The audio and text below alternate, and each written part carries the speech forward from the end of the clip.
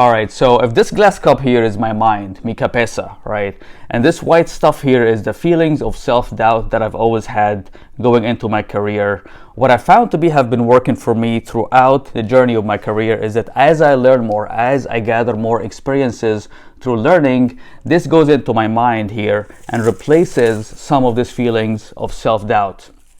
And as I gain more confidence through learning, I gain more confidence in myself in saying when I don't know, right? So when you don't know, you say that, and that goes in here and also replaces some of the feelings of self-doubt.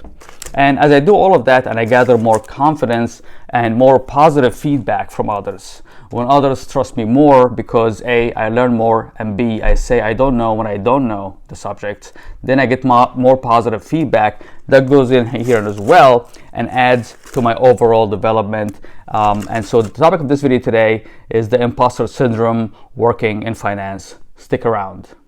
Have you been to a meeting where you pretended to understand what you were listening to and did that quietly because you were afraid of being ridiculed? Have you held back your questions because you thought that these questions, if anything, will serve to expose you as an imposter, as a swindler of the first degree? Well, if the answer is yes, then stick with me here. For the longest time, I thought that this feeling of being an imposter or a faker that I've had was only me.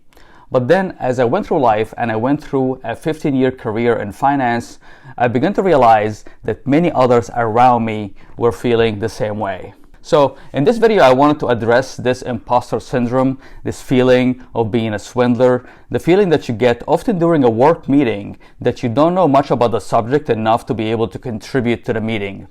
And you get this mounting pressure when you speak that others won't trust what you're saying. I'm going to be discussing this through the lens of working in finance. So this is my own experience. I worked in accounting for the last 15 years. And so this is going to be focused on accounting and finance work experience. But also, I wanted to report to you early on in the video and give you the good news first, is that as of right now, in this moment of my career, I feel so confident in speaking to almost any topic that relates to finance or accounting. And there are two big reasons for this confidence. The first one is that I have more knowledge than ever, naturally.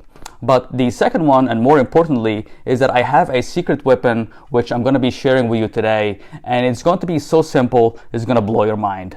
I'm going to provide you with about 6 or 7 tips, including my secret weapon, of the things that you can deploy today in your career that will not only make you feel great during a meeting, but will also convey more confidence to those who are around you. But first, I'm going to set the scene by giving you a couple of different stories from my background so you can check whether you can relate to my stories. Also, I'm announcing that I'll be hosting my first live class.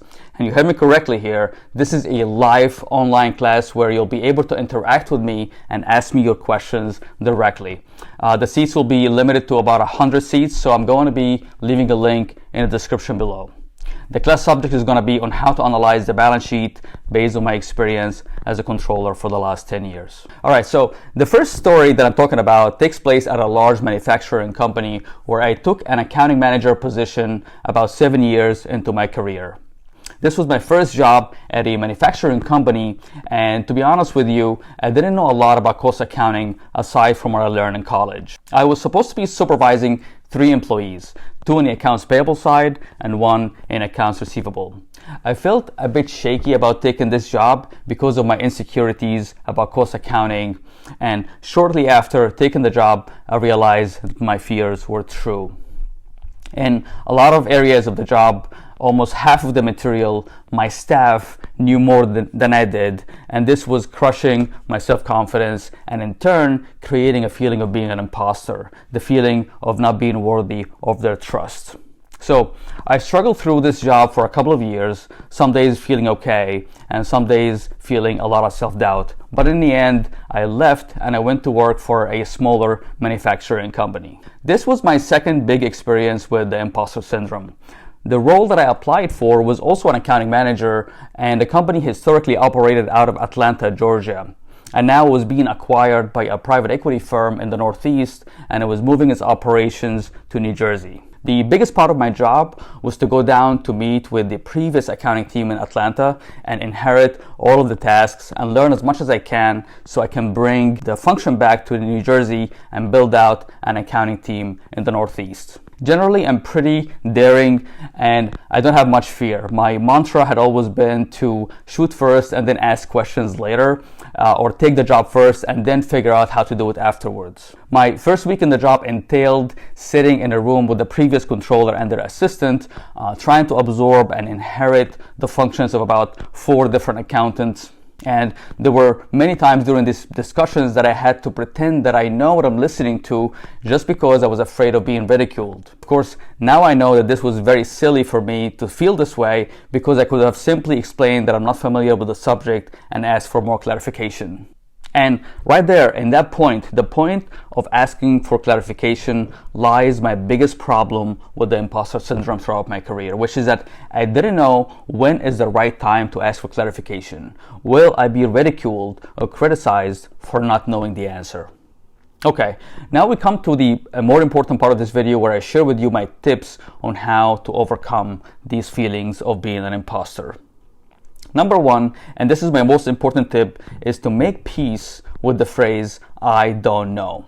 And this is my biggest secret that I found and realized throughout my career, is that people trusted me more when I said, I don't know. Because when you say that you don't know, you sound mature enough to realize your limitations and what you don't know. This also puts in more trust in the times when you do indeed know what you're talking about.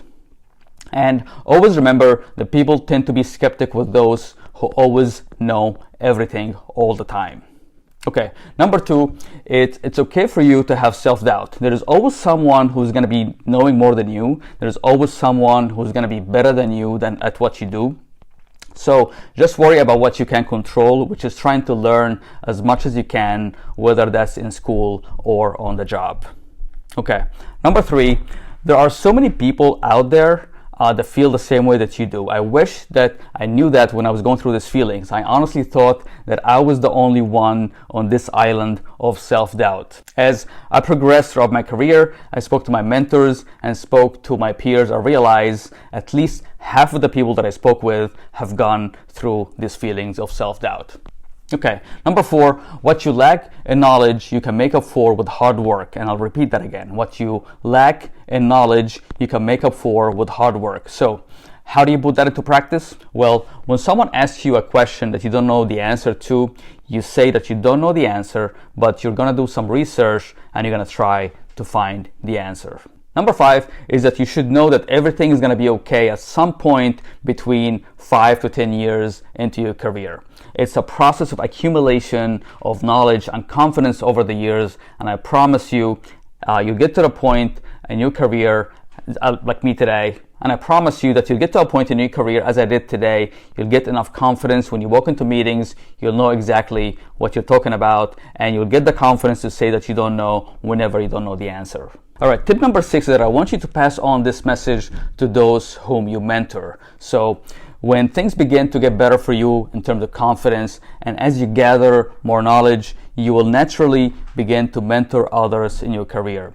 And I ask you that you take the time to mentor them and explain these concepts and how they can improve their own confidence using these tips that I shared today. All right, so now that I put all that on the table, I'd like to also hear from you in the comment section below your experience with the imposter syndrome and self-doubt. Anything that you share down below will help the other viewers understand what you're going through and make them feel that they're not alone. So as a recap, be sure to build trust by saying that you don't know, and know that things will get better as you learn and as you build more confidence, and also know that you're not alone when it comes to feeling this way. Make sure to check out the link in the description below for the live course that I'm going to be hosting, as well as links for my top-rated on-demand courses on financial analysis, and I'll see you in the next video.